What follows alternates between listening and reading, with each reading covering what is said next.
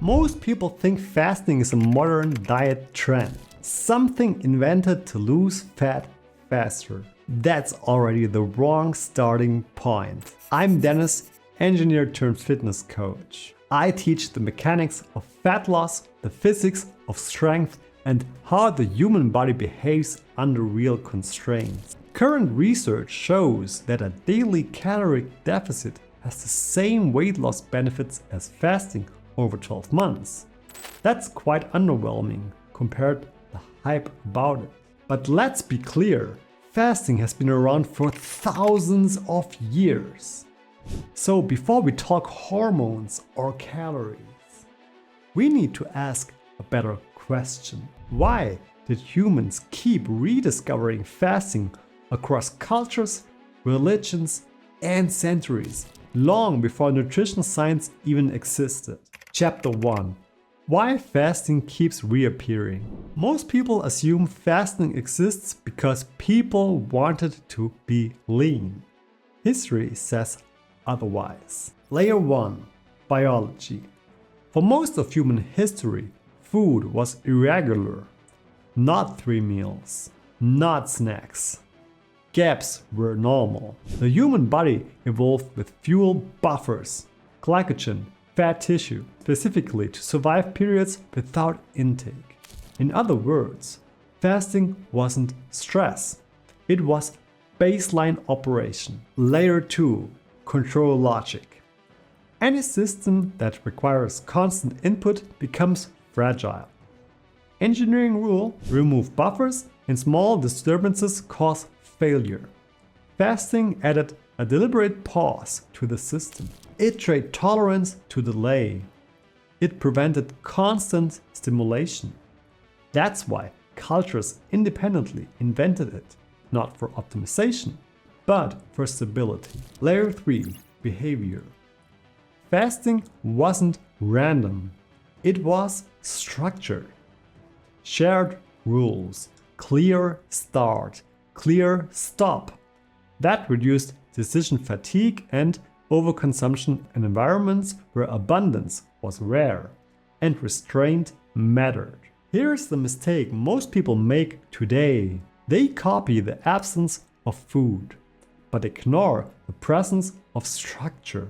Modern fasting is often done alone, stressed, sleep deprived, caffeinated, inside a system that never shuts off. So fasting didn't survive because it burns fat. It survived because it trained restraint and resilience in unstable environment. And this is where most people get it wrong. Because once you understand why fasting existed, you can finally understand what actually happens in your body when food stops coming in and when it doesn't. Chapter 2. What actually happens when you stop eating. Most people think fasting works because the body starts burning fat. That's an oversimplification. Layer 1. Biology. When food stops, insulin drops, not slowly, quickly.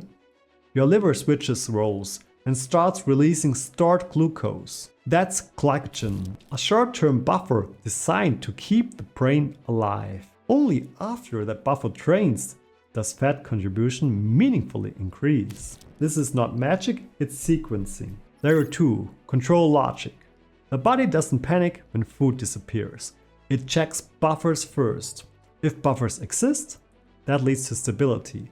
If buffers are empty, that leads to stress signals rise. Fasting works only when the system has margin. No margin means cortisol takes over, not fat loss. Layer 3. Behavior. This is why day 1 of fasting feels easy and day 3 feels completely different. People misinterpret early hunger as fat loss. It's just a buffer switching. They push harder instead of restoring margin. Here's the critical rule.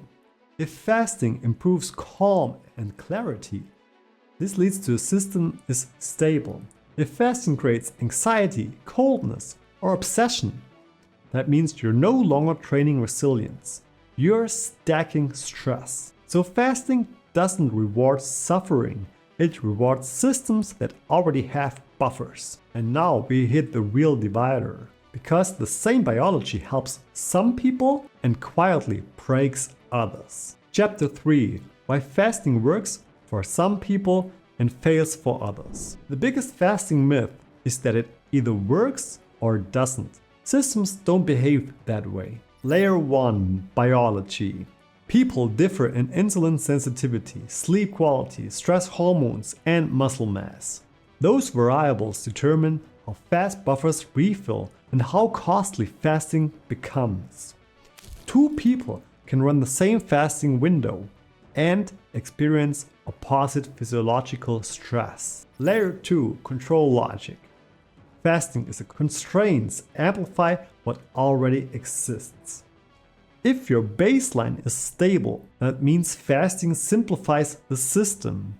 If your baseline is fragile, fasting exposes failure modes. This is why aggressive protocols look powerful online and selection bias hides the breakdowns. Layer 3. Behavior. Busy professionals often succeed with moderate fasting because it removes late night eating and decision fatigue. But people under high stress often fail because fasting removes recovery instead of noise. Same rule, different starting conditions. Decision rule. If fasting reduces choices and improves sleep, you can keep it. If fasting increases rigidity, obsession, or performance drop, lose the constraint. That's not quitting. That's control engineering. So fasting isn't a test of discipline. It's a stress test of your current system design. And this is where things get interesting. Because fasting has benefits that have nothing to do with fat loss at all. And those benefits are the real reason it survived for so long. Chapter 4. Benefits of fasting that have nothing to do with fat loss. Most people think fasting is about body weight. Historically, that was never the main benefit. Layer 1. Biology. When intake pauses, growth signals drop. Insulin lowers, mTOR activity reduces. That creates space for cellular cleanup. Damaged proteins get recycled, dysfunctional components get broken down. This process isn't exclusive to fasting, but fasting increases the signal to noise ratio. Layer 2. Control logic. No system can self-correct while constantly expanding. Maintenance requires downtime. Fasting creates a maintenance window, not by adding something, but by removing constant input. It's not a switch. It's a bias toward repair over growth. Layer 3. Behavior. This shows up as mental clarity, less digestive load, fewer dopamine spikes, more stable attention. That's why fasting appears again and again in contexts that value focus.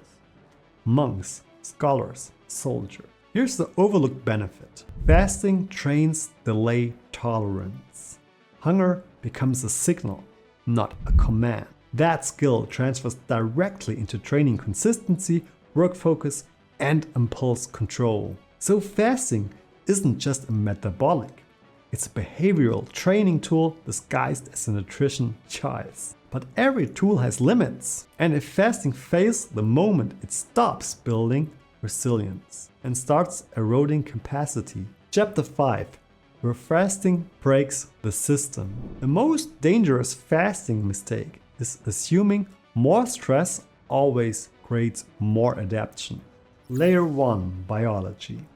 If energy intake stays low while training demand stays high, recovery fails first. Muscle protein synthesis drops. Sleep quality degrades. Stress hormones rise. Fat loss may continue short term, but system health quietly declines.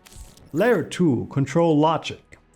This is a classic overload without recovery. Constraints stack until buffers collapse.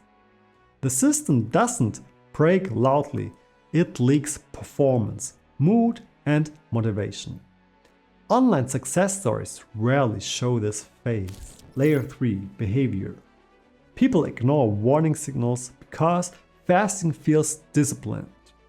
Cold hands, poor sleep, lower training output, food obsession. These aren't willpower problems. They're capacity problems. Constraint warning. If fasting requires caffeine to function, rigid roles to cope, or pushing through exhaustion, it's no longer serving you. At that point, removing the constraint restores performance faster than doubling down. So fasting stops working when it reduces your ability to train, think, and recover. Because resilience has turned into fragility. And now we can finally tie this together. Because the real question isn't should you fast, it's how to decide without guessing or copying extremes. Chapter 6. How to decide if fasting belongs in your system. The mistake most beginners make is asking which fasting method is best. That's the wrong control question. Layer 1. Biology. Your body only cares about 3 things: energy availability, recovery capacity, and signal balance. If fasting lowers insulin without training recovery, it's useful. If fasting reduces intake while training and stress stay high, costly. The biology doesn't care about labels like 16-8 or OMAD. Layer 2. Control logic. Fasting is a constraint, not a requirement. Constraints should simplify the system, not tighten it. If a constraint reduces noise and improves stability, you can keep it. If it increases rigidity and failure modes, remove it. That's not weakness, that's system optimization. Layer 3. Behavior. For many busy professionals, moderate fasting works because it deletes late night eating and decision fatigue. For others, it fails because it removes recovery instead of distraction. Same tool, different baseline. Decision rule. If fasting improves sleep, training, consistency, and calm, you can keep it. If it worsens focus, recovery, or food obsession, it doesn't. No ideology required. So the correct use of fasting is conditional, not universal. This is the part most people never hear. Fasting is not something you believe in. It's something you deploy or don't, based on system constraints. When used correctly, fasting can reduce noise, train restraint, and improve metabolic flexibility. When used blindly, it stacks stress and breaks recovery. As an engineer, this is how I look at the body, not as a machine to push, but as a system that needs buffers, margins, and downtime to perform. So if you take one thing from this guide, let it be this: fasting is a lever, not a law. Useful for some systems, unnecessary for others. And never a substitute for sleep, protein, or recovery. If this helped you think more clearly instead of more rigidly, please consider to give me a subscribe, because this channel is about understanding your body, not fighting it. If you would like to see an alternative to fasting, please check this video out right here.